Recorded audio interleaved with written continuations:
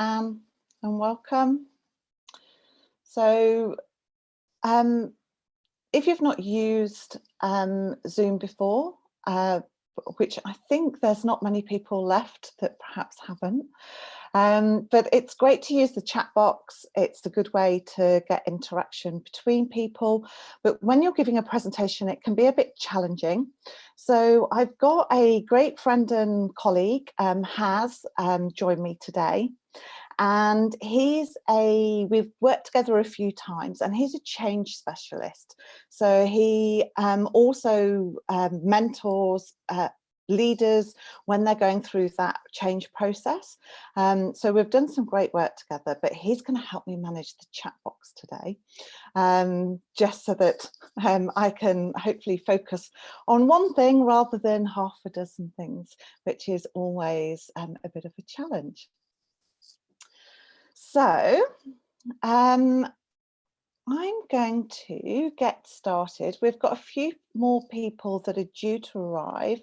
And so what I'm going to ask you to do, is as they arrive, if you can just kind of catch them up with anything that they've missed that might be important.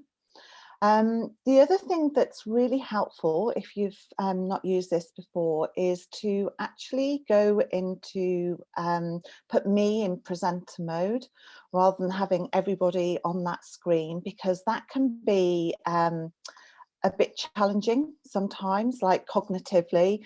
You have so much going on, and sometimes it's easier if you just have one person to focus on. You will be having the opportunity as we go through today to actually interact with each other. There'll be some breakout rooms. We're going to use Mural. So if you'd like to get your phones out, we're going to start off by using Mentimeter. So what you need to do is you need to get your browser open and type in menti.com.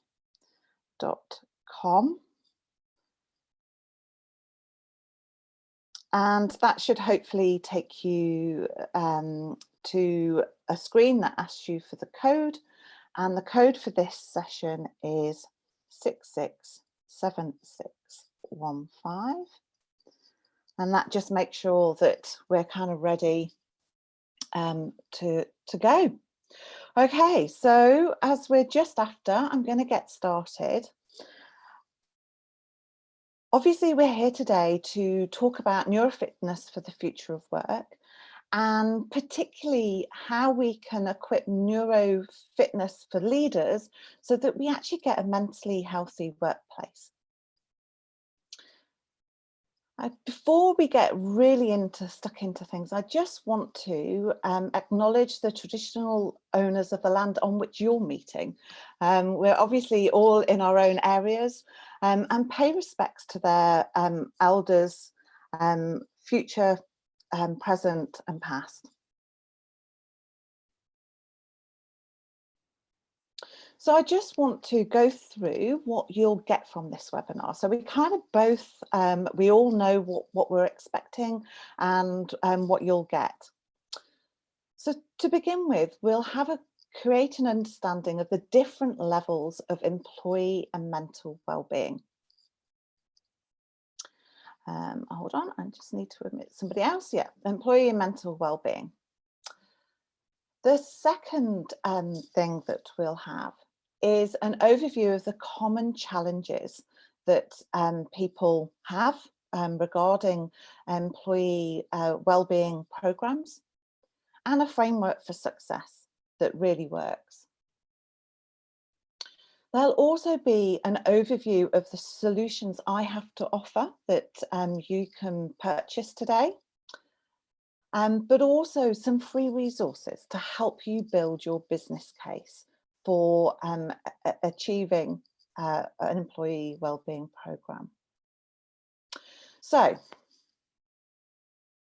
if we think about those three things as to what you'd like to achieve today, if you go to menti.com, would you like to gain an understanding of what mental health and wellbeing programs?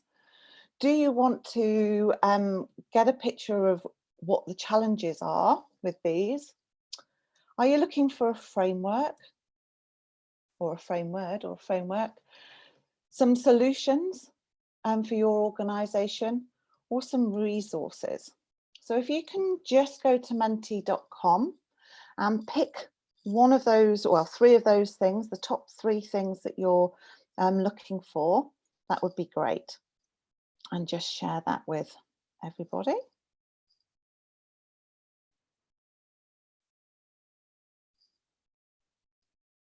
What we should see is a word cloud appearing. And so we kind of get a picture of what we're all here about. So the solutions, framework, resources, the latest thinking, neuro issues, ideas, challenges. Excellent. Well, thank you for that. That's a great insight, and we'll use Mentimeter later on to get some more feedback and interaction going. What I want to talk to you now is to go into some of this information. So mental health, is it enough? I'd like you to imagine that everybody who needs to wear glasses, which is currently about 1 in 5 of the population, don't wear those glasses. And they don't do that because there's a stigma associated with wearing them, that people look at them and think that they're not so capable. Those people would be going around not being able to see properly. They definitely wouldn't be performing at their best. And this is exactly what's happening with mental ill health. There's 20% of us that will suffer ill health symptoms at some point. And due to stigma, about 86% of us say it's stigma that stops us from talking about that and sharing that with others. So what I have found is if we're able to change the conversation from mental health and the negative connotations that tend to sit around that to a conversation about mental fitness and particularly neurofitness, I find that there's greater engagement in the organisation and people feel freer and more able to talk about things. A latest research from the Australian Human Resource Institute found that through COVID, HR practitioners are experiencing issues with employee connectedness, and that they've actually found 44.6% found that that was a bigger issue now than before COVID. And we know that having connections is an essential pillar of our mental wellness, and the connection, social connection that we have with the people really help us to ensure that we have support, that we have trust. So that's really a challenging and disturbing statistic. They also found that there's an experience of engagement has gone down. And so that they're actually finding that employees are struggling to engage around 30%, and that has also increased since before we had COVID. And we know that employee engagement really hits the bottom line. You know, where engaged employees, there's lots of research that says basically if we can get engaged employees, then really their performance increases, which at the end of the day, organisations are always looking at their profitability and sustainability. So this is really important that we manage to improve on this figure. So this model that I use with organisation looks at the different levels of mental fitness. And so I'd like in the chat box, as I kind of go through these, if we look at one, mental disorder, what issues, what do you find happens with people when they're actually in that mental disorder? Where's their focus? What happens to teams? How are people feeling? I'll give this a minute for people to type some not functional. That's very right, Karen. High absenteeism, agree. They are definitely less productive. They do let the team down, and they're very conscious of that. It's really hard when we're in disorder. We're very focused on looking after ourselves. We're focused on surviving, we can't see what's going to happen tomorrow. So how can we be looking at the future and how we're going to work with teams? Because we're focused on just getting better. So then if we look at mental ill health, so when people are experiencing ill health, what's happening then? How can you tell that teams are in that ill health status?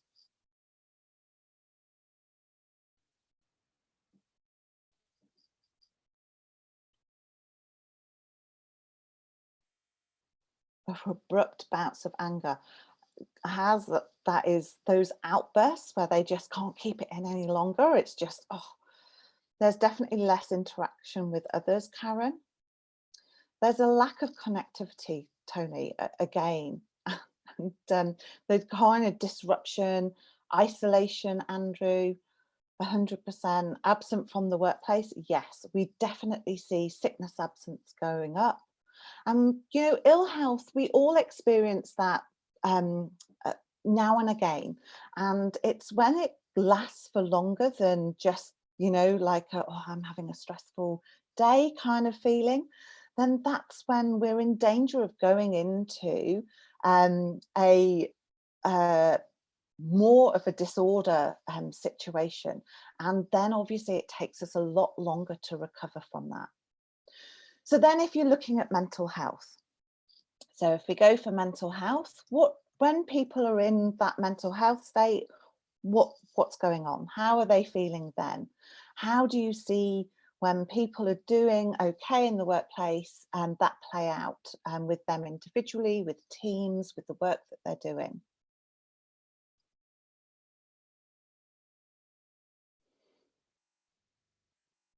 Lots of smiling. Yes. Stability, Andrew, 100%. Oh, I think I might have just, sorry,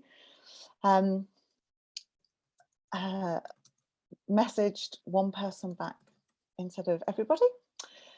Sharing personal information, yes, they're more happy to share. They're more happy to interact with each other. And, they're doing okay. Always kind of thinking that tomorrow could be a bit better though. That whole kind of, yeah, I'm okay, I'm doing fine.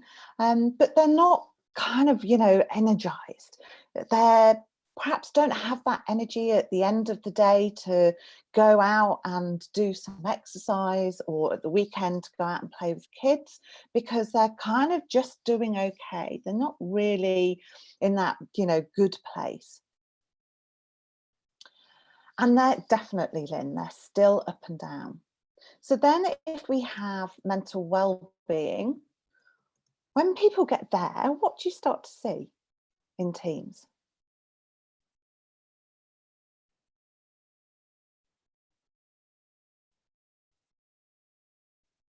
Cheerful, greater productivity, collaboration, 100%, Tony. Productivity. And, sometimes I get asked, employee well-being, that's all we need really, isn't it? Why should we look for something more? And the challenge with employee well-being is that we don't want to rock the boat because everything's good. You know, we work really well together, everything's happy. You know, it's a great place to work. You know, it's nice and chill and we get on with each other. But they're a little bit nervous about challenging. They're a little bit nervous about, you know, upsetting somebody. And so they perhaps keep back from making those challenges. And for us to be future fit, we need to have people that are comfortable making challenges of others. They're comfortable looking at better ways of doing things and to actually look at improving what's going on and striving for that something more. And they also, you know, they have that energy to look after their well-being, to exercise, to do the things that's required, but they're also always looking to challenge themselves and do that improvement. So that's great, and thank you so much for all that feedback and interaction. What I'd like you to do now is, bearing that in mind, if you go back to Mentimeter, hopefully it should have taken you to the next screen that sees these options that you can put in. If you could just rate where you think your organisation or team is right now.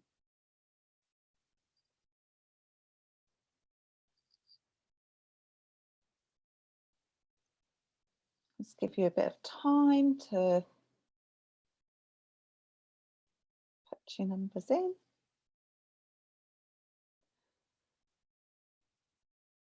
I think that's not quite everybody. A couple more to go.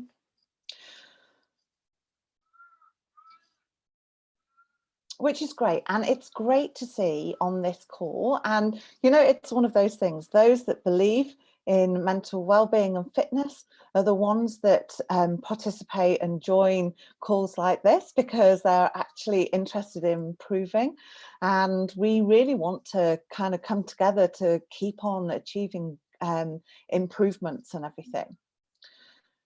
What I do tend to find with organisations is that usually on all the research that I've done and the work that I've done with organisations, there's a standard bell curve here with organisations where most teams and individuals within the organisation sit at that mental health.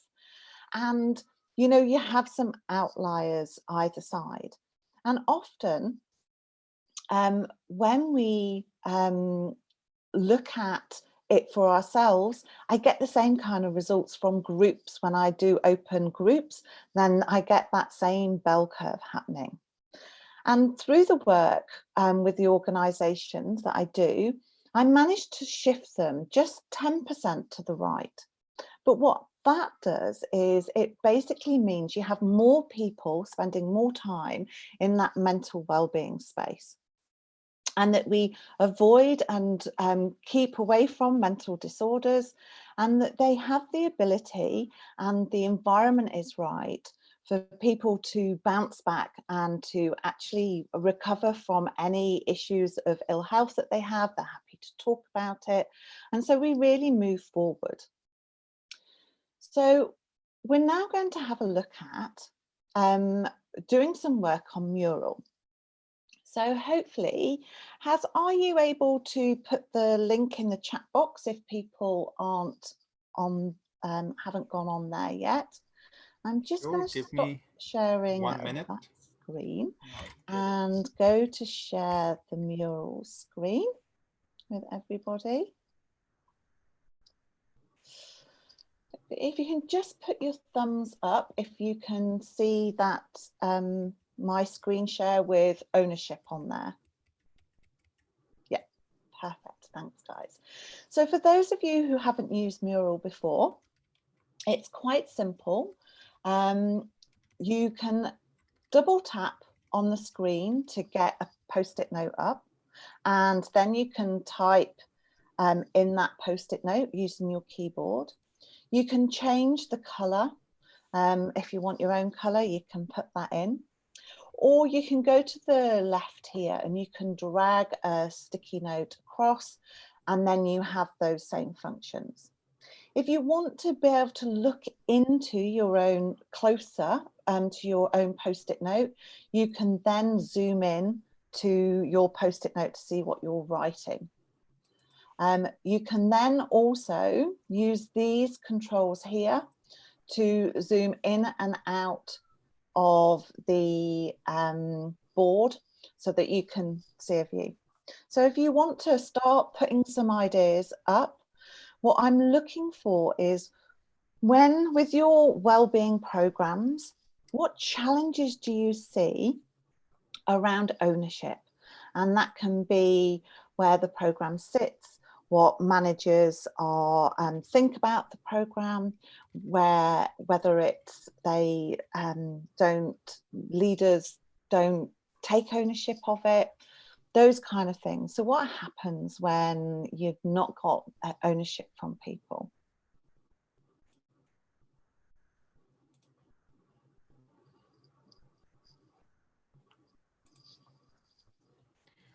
Sarah, with this link, it's asking me to create an account. Is that right, or should I just be able to log in as anonymous, as an anonymous user?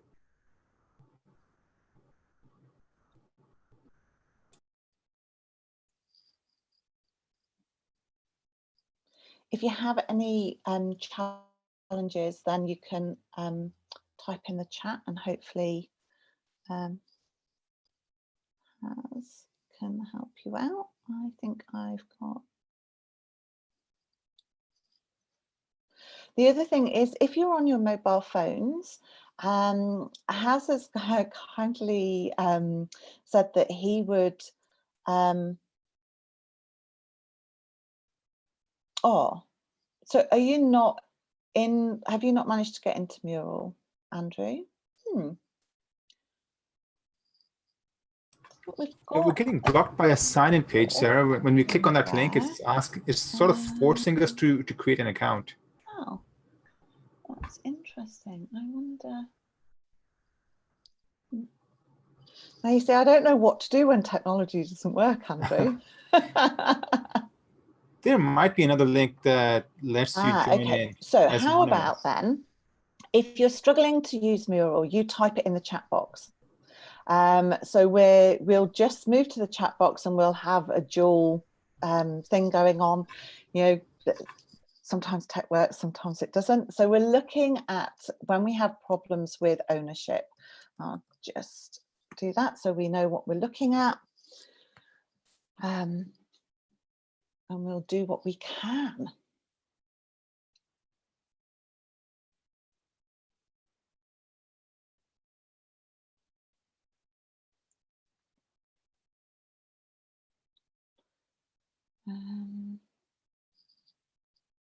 So yeah, so if you just, Lynn, if you want to type in the chat box. Do you have the chat box even?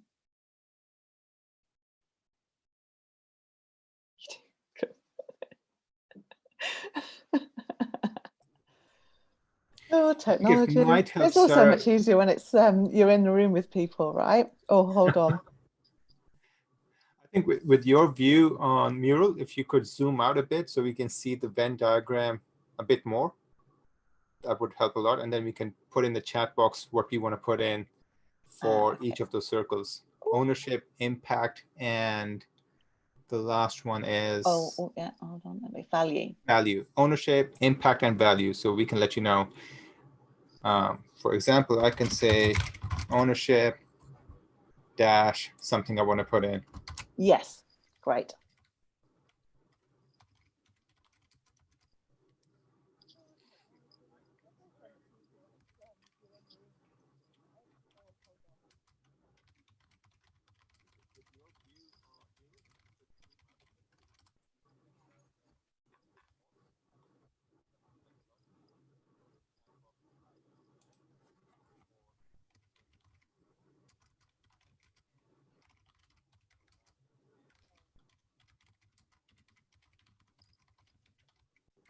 So how are we doing?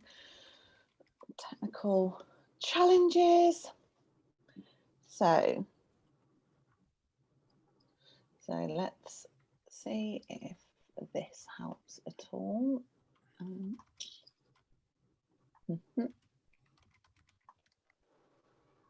Does that help your view? Can you see the Venn diagram better that way?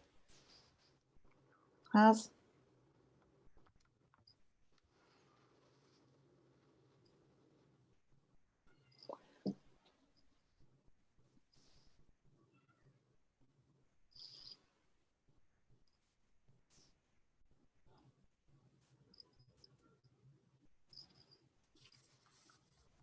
I wonder why this isn't.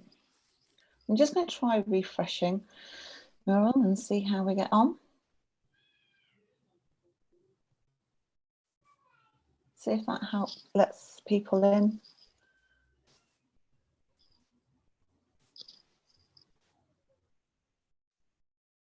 Has that affected it for anybody? Can you now achieve things? So what is the ownership? I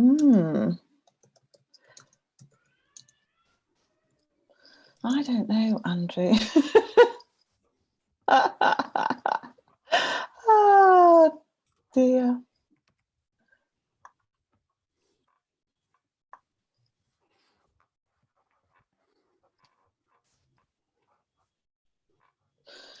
Okay, so what I might do is, as we're challenging with this, I am going to go in and I see what has been put up here, and then we'll do some discussion around that. So, because you know what, it's like life's like that. Oh, I've got somebody waiting to come in. Oh, admit somebody to the session. Okay. So ownership where they're not being understood, it definitely needs to be a top-down approach. I think the challenge is when that doesn't happen, we really start to see that it doesn't really work. You need to have confidentiality.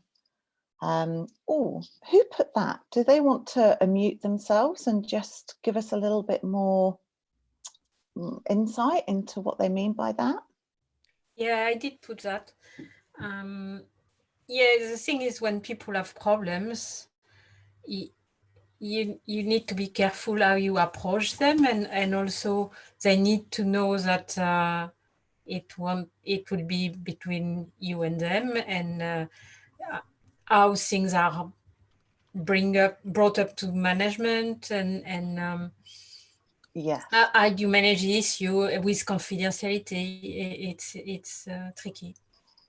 I agree as well. And, you know, one of the big challenges in all my years of working in human resources was somebody, they came to you with a problem and they didn't want to share it. It's actually quite difficult to solve that problem because you kind of need to involve other people to help solve it. So yes, that was always a bit of a challenge.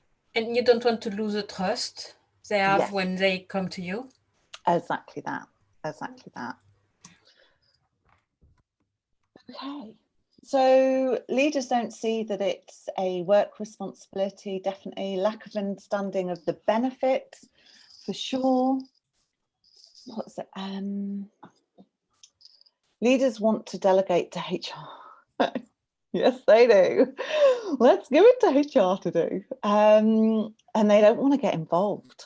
Yeah, 100%. There's sharing versus integrity versus gossiping, definitely, Lynn.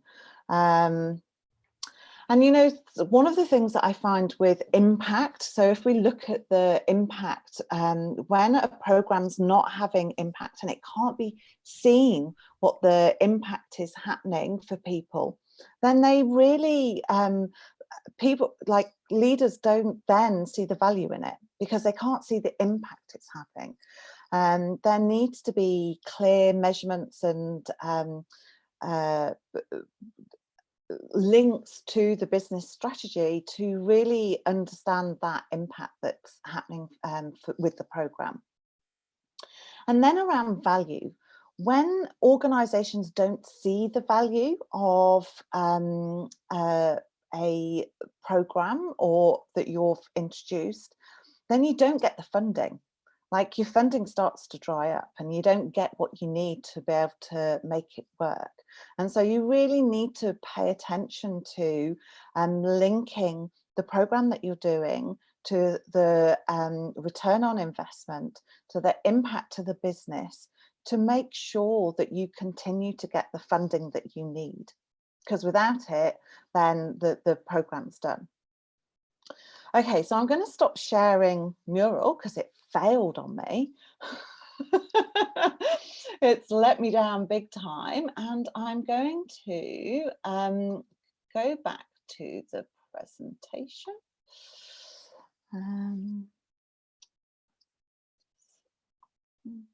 Bear with me 2 minutes. Thank you all for your patience with that. It's always a bit of a challenge.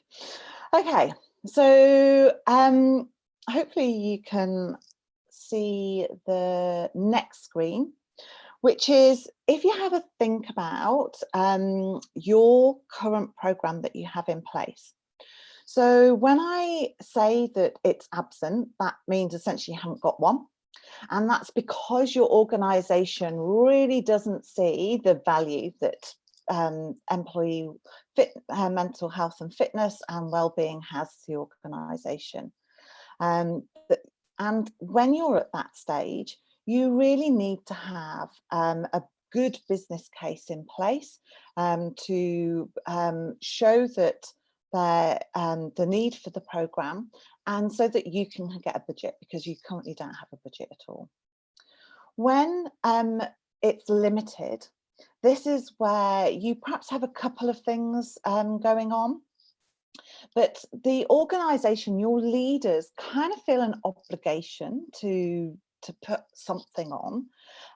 But again, there's they see that it's underfunded, and so you kind of need to get some more funding. And the only way to do that is to really measure the impact. So your focus needs to be on measuring those impacts. Then if we have gimmicky programs, this is where your leadership sees it as a great PR stunt. You know, they want some nice photos and they want, you know, to be able to put it up on their website just for the sake of basically saying, oh, yeah, we do great things here. But they're really not fully bought into what the program has. And usually what happens is the budget sits within HR, and they're kind of HR initiatives that are due to, you know, take place. And the focus there would be looking at your strategy to make sure that you are linking to the company performance. Then the next level is when your program is generic. And what happens here is, you know, you have some good budget, but it tends to be targeted, or what you have is the word well attending your programs. You don't really always have the people that should be coming to them. And that's because it's like a sheep dip kind of program, and people don't feel that it's tailored to them. They don't feel like you're talking to them. And then finally, there's the last one where it's fully engaging. You've got ownership from your CEO and your C-suite. It's completely inclusive. And the budget, it's self-funded because the organisation can see the value that it has, and there's a clear return on investment. So it's great to see that most of you sit in that engaging space, and I'll really have your board backing you to do great work. And then for the couple of you that are either gimmicky or limited, then there's obviously ways that we can improve upon that. And the key is to have a really good framework in place. So this is the framework that I find really helps. And what I'd like to do is to put you into 3 groups, and just to have a discussion about what's going well within your organization, what's failing, and what are you looking to introduce into into your organization at this time. So I'm just going to hopefully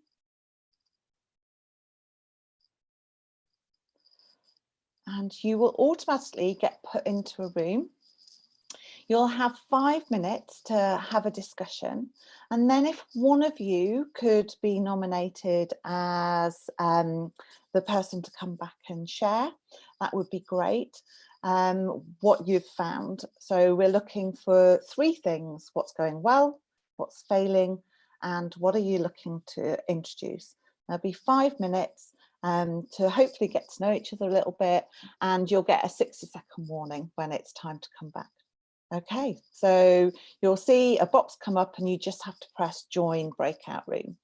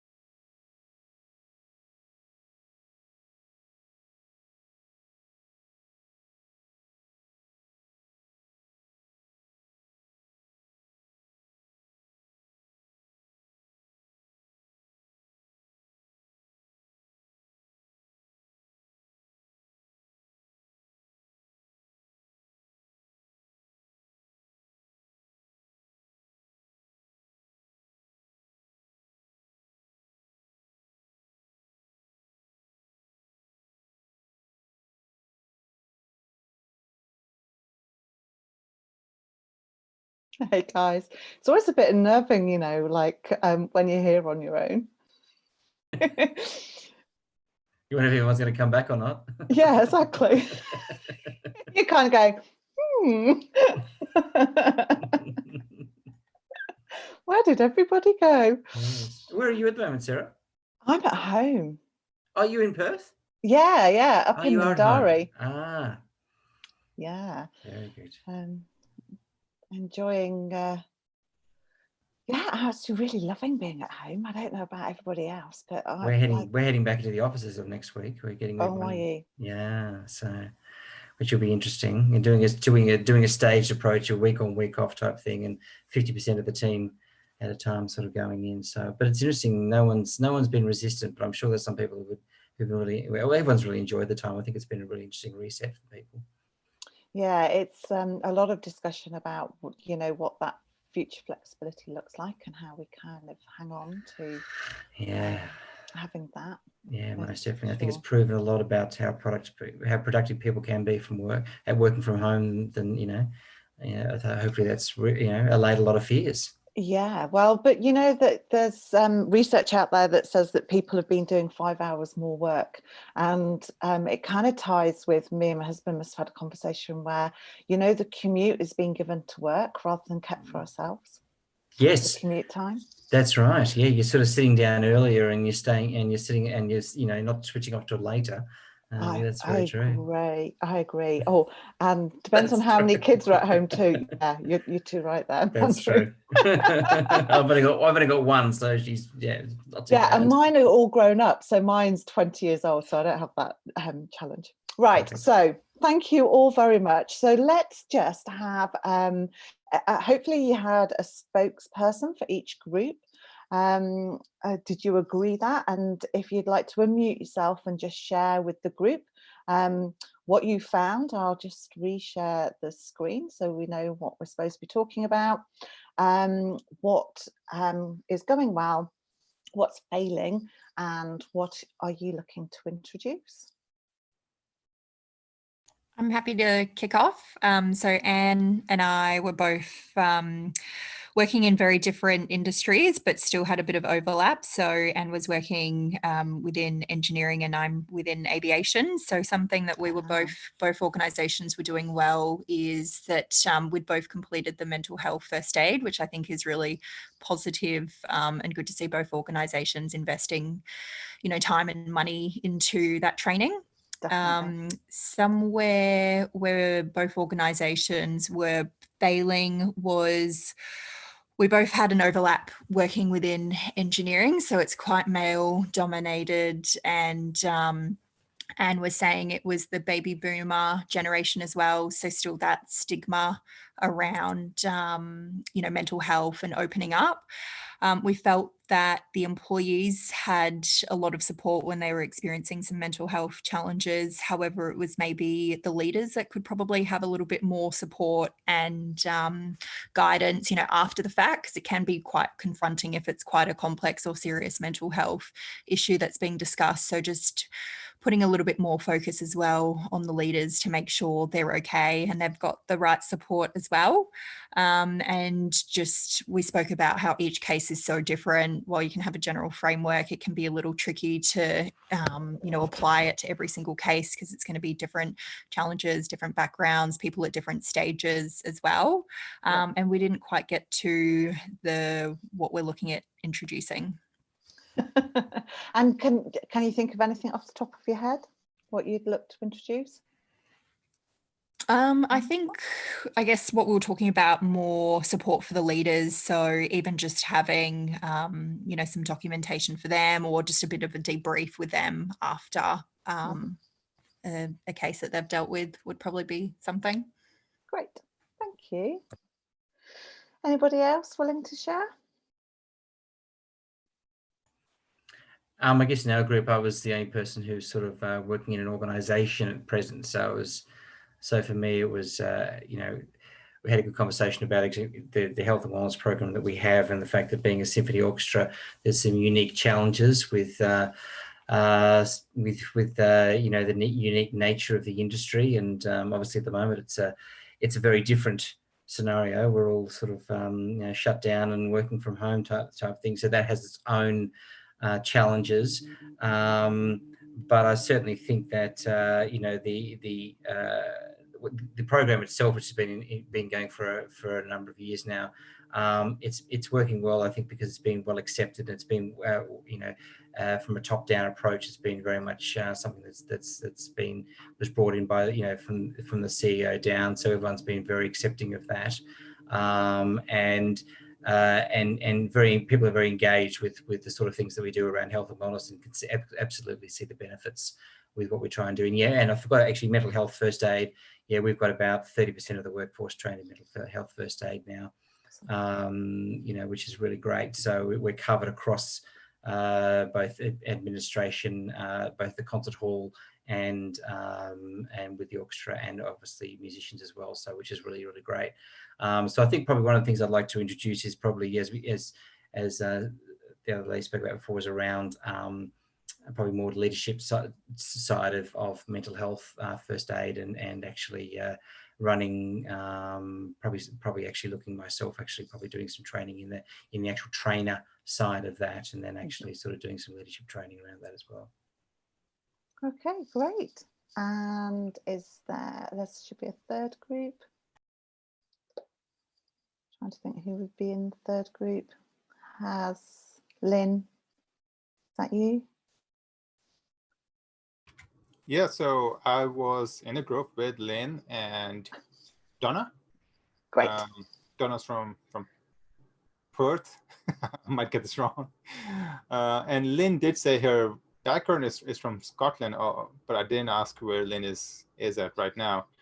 I think she's here in Perth with us, aren't you, Lynn? Sure. We spent most of our time talking about Lynn's challenge. And Lynn, please feel free to jump in and correct me where I'm wrong. A family business with 4 different business units.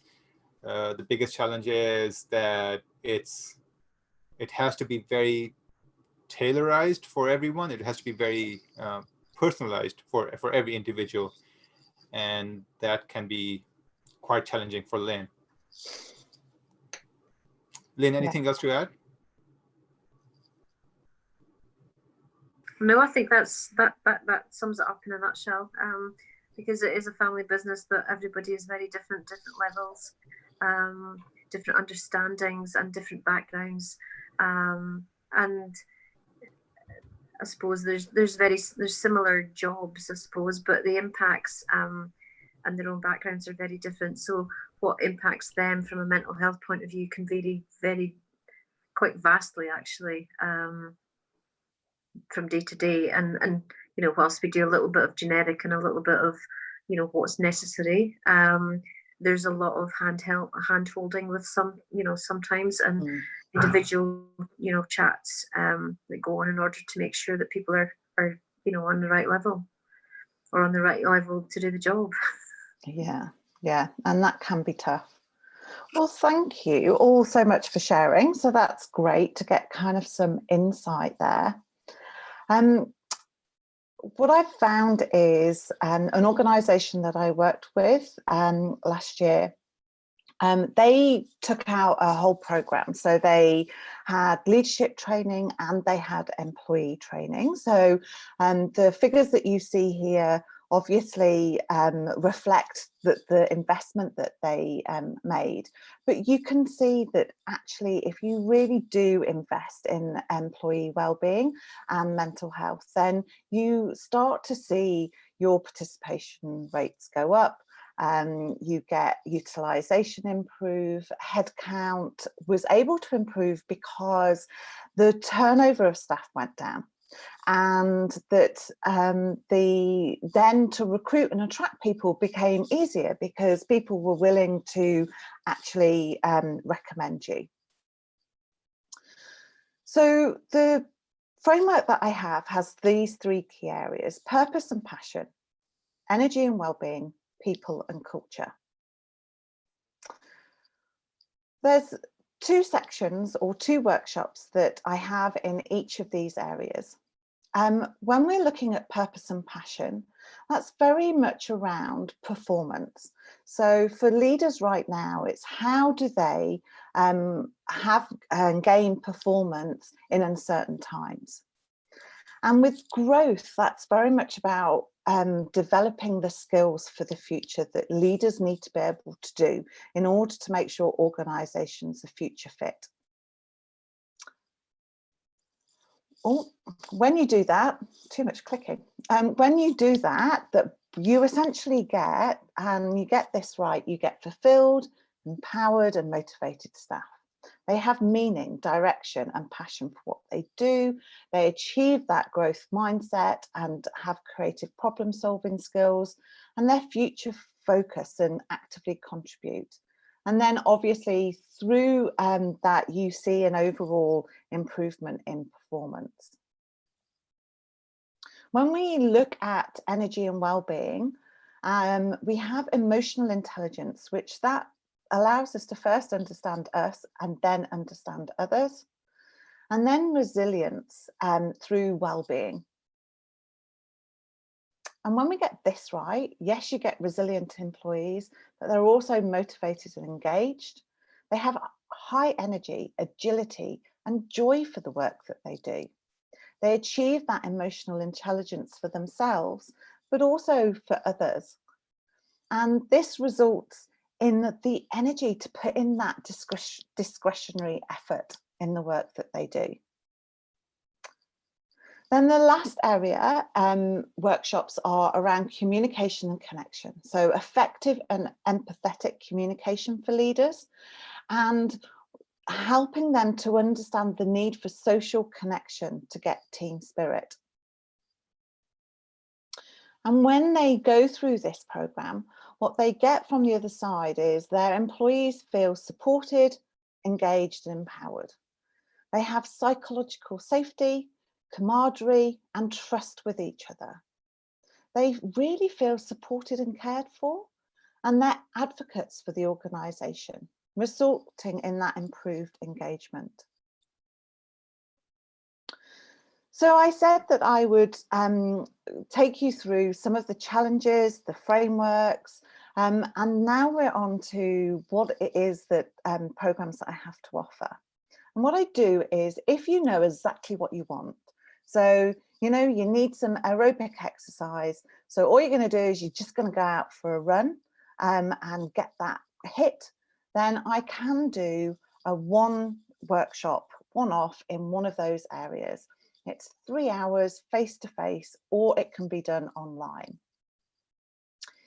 If you're looking to build capability and competence in a couple of areas, you know, like you can already do the snowplow, but you're ready to do some parallel skiing down the ski slope and challenge yourself a bit and to improve your performance of your employee wellbeing program.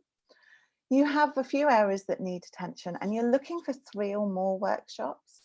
Then what I also give to supplement that is some free online courses. I do a 1-hour group coaching session with your leaders where they can talk about and help to support them through this process and improve. And you also get some marketing and promotion of the events. And finally, if you're looking for a complete solution, so you know you want something that's overarching, that you have real good strong roots in order for the tree to grow, then you can have all the previous benefits that I've talked about, plus a customization to your organisation strategy, business case development, so I'll help you develop your business case. There'll be an extra coaching session, so you'll get 2 instead of just the 1. And I'll also do a lunch and learn for your employees. So thank you for staying to the end and listening to that. I did say that I'd be willing to share some things with you today, some free resources. So I can give you all access to my free online course, a copy of my white paper, which will give you lots of facts and figures to support your business case. I also have a calculator that you can use. Just type in some basic information for your organisation, and that gives you calculates the cost for your organisation right now of having employee turnover and sickness and things like that. So what actually having an unhealthy workplace is costing you. And also a free discussion about your current programme and a bit of an explore as to what you could do to improve it. Well, so we're just, so I just wanted to check in. We did the different levels of employee mental wellbeing. We had an overview of the column challenges, although my mural didn't work so well, but hopefully we still covered that. I shared with you the framework for success that I have, looking at those 3 key areas. I shared with you the solutions that I have to offer. and also some free resources that I'm really happy to share with you. And that brings us to the end, just dead on the time. So does anybody have any questions? I'm conscious that I stopped looking at the chat there.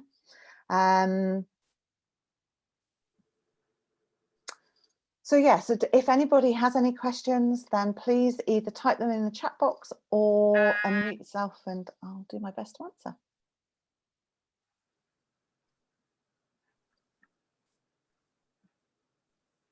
A minute. Okay, well, thank you all very much. And thank you for attending. I was going to record this session, but I realised most of the way through that I hadn't. So there's not the full session there for recording. But if there is anything that you would like, then let me know. For the resources, Donna, I will send those out to you and I'll send you some links if you're interested in those, along with a booking thing where you can book some time in for you. And hopefully I'll catch up with you all sometime pretty soon. And we can look at how we can really improve and make your places a great place to work. Have a great evening, everybody. Thank you. Thanks, all. And I'll hopefully speak to you all soon. Thanks, Tina. Nice to talk to you all too. Thank You too. you. Yes. Bye. See ya. Bye. Bye, Sarah. everyone. Bye. Bye.